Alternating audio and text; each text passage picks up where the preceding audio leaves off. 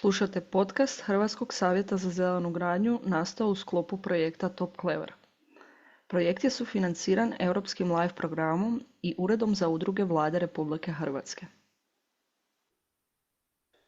U posljednjoj epizodi serijala podcasta s nama je Klaudija Jurišić-Vukošić iz Holcima, pa možete li nam se za početak ukratko predstaviti i reći nam nešto o sebi?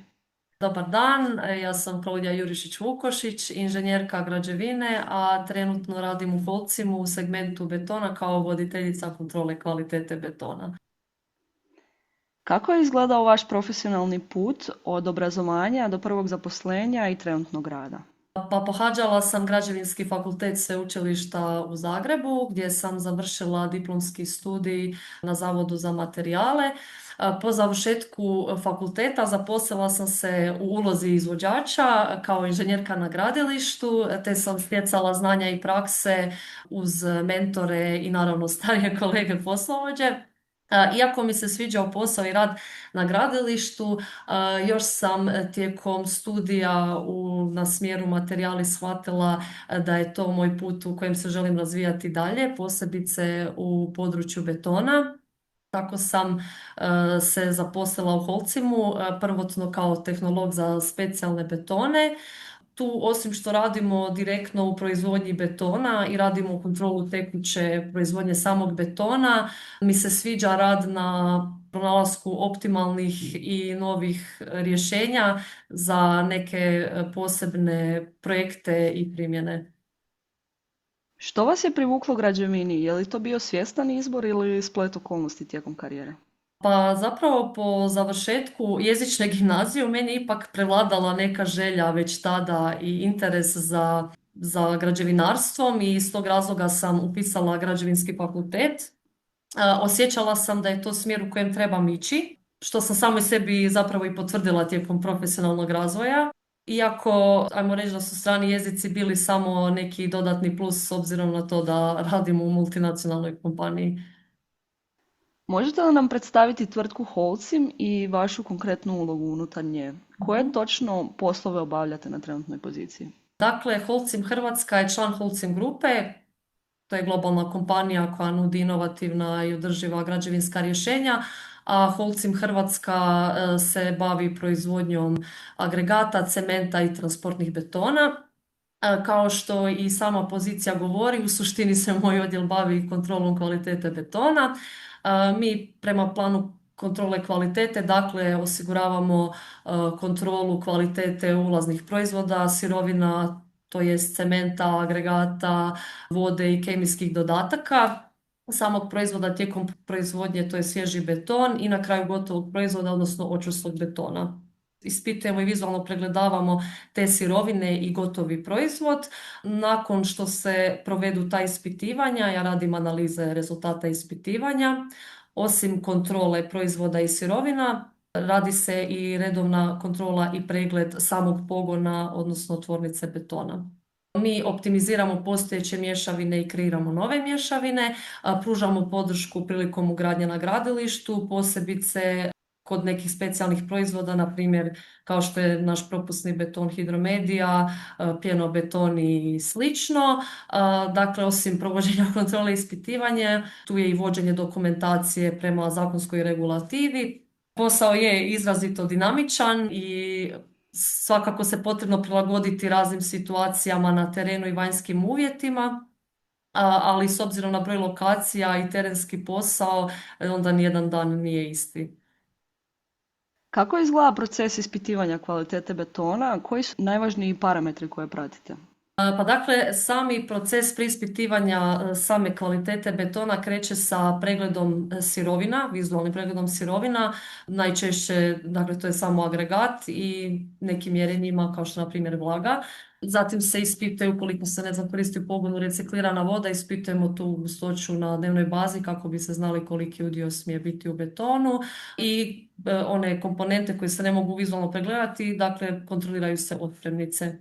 a sami proces ispitivanja betona kreće po završetku miješanja betona u miješalici, vrši se uzorkovanje svježeg betona iz miksera, odmah nakon uzorkovanja se u laboratoriju ispituju osnovni parametri, dakle konzistencija slijeganjem, temperatura betona, te u slučaju proizvodnja eriranog betona ispitujemo i sadržaj pora.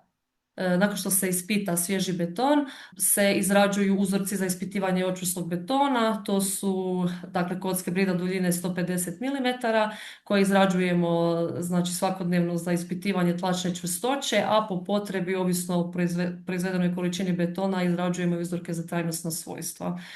Nakon što smo izradili uzorke, ispitivanje trajnostnih svojstava vrši akreditirani laboratorij, a mi interno ispitujemo tlačnu čvrstoću. Isto tako bih voljela naglasiti da osim ispitivanja tih svojstava betona, isto tako nam je važno osigurati i pumpabilnost i obradivost samog betona prilikom ugradnje. Kako postupate u situacijama kada ispitivanje pokaže odstupanja? Koji su koraci u takvom slučaju? Da, takve situacije se mogu dogoditi i onda je potrebno postupiti u skladu s procedurom koja vrijedi za tvorničku proizvodnju neovisno o izlaznom proizvodu. Primjerice, dogodi se da prilikom ispitivanja svježeg betona konzistencija odstupa od određenog razreda konzistencije za tu vrstu betona van dozvoljenih granica odstupanja. Potrebno je onda prije same isporuke provesti korektivne radnje, kao što je na primjer u slučaju da imamo nisku konzistenciju dodavanjem superplastifikatora, i onda se svakako nakon te korekcije ponovno nakon miješanja u mikseru ispituje sami beton i provjerava se rezultat. Holcim ima vrlo ambiciozne ciljeve u smjeru dekarbonizacije i smanjenja emisija stakleničkih plinova svojih proizvoda, pa nas zanima kako se ti ciljevi preljevaju na vaš svakodnevni rad u kontroli kvalitete betona. U vidu ekopakt betona, dakle to su betoni sa nižim ugljičnim otiskom, gdje se uzima u obzir ugljični otisak sirovina, odnosno ulaznih proizvoda i energije tijekom proizvodnje betona, kao i sami transport tih sirovina do tvornice betona. Isto tako, za pojedine betone i betonare postoje izjave o utjecaju na okoliš, odnosno EPD, ali kvaliteta metode ispitivanja i ugradnja betona ostaje nepromijenjena, znači proces je tu jednak. Kako vi osobno doživljavate poziciju žena u građevinskom sektoru? Pa vidljivo je povećanje broja žena u građevinskom sektoru. Jedan od pokazatelja je sigurno što se veći broj djevojaka odabire ovakvu vrstu studija nakon završetka škola. Isto tako bih rekla da je sve više inženjerki prisutno i na terenskim poslovima, odnosno na gradilištima. Na primjer, u Holcimu u segmentu betona radimo kolegica i ja, ali na razini cijele organizacije ima nas više žena na različitim stručnim pozicijama. Ja mogu reći, na primjer, iz moga osobnog radnog iskustva, mogu reći da neovisno o tome da li na poziciji radi muškarac ili žena, da su stručnost, znanja i vještine ono što vrednuje pojedinca, ali isto tako i timski rad koji je itekako važan u ovom sektoru. Evo i za kraj, što biste poručili mladima, pogotovo ženama koje razmišljaju o karijeri u građevinarstvu ili području tehnologije betona? Pa ja bih rekla, ukoliko je to put koji želite odabrati, samo naprijed bez ikakve zadrške, jer ako se vidite u tom sektoru i volite ono što radite, onda svaki manji nedostatak ili prepreka će biti samo jedan korak do vašeg uspjeha zapravo. Građevina je izazov zato što je to cjeloživotno učenje i usvajanje novih znanja, a uz to svakako dolazi i velika odgovornost, kontinuirani rad i prilagodba promjenama. Ali nema ništa ljepše nego ako ste u mogućnosti raditi ono što stvarno volite. Klaudija, hvala vam puno na sudjelovanju. S ovom epizodom zatvaramo serijal podcasta Žene, građevinarstvo i održivost i nadamo se da će glas žena postati snažniji i jasnije prepoznat u svim segmentima građevinskog sektora.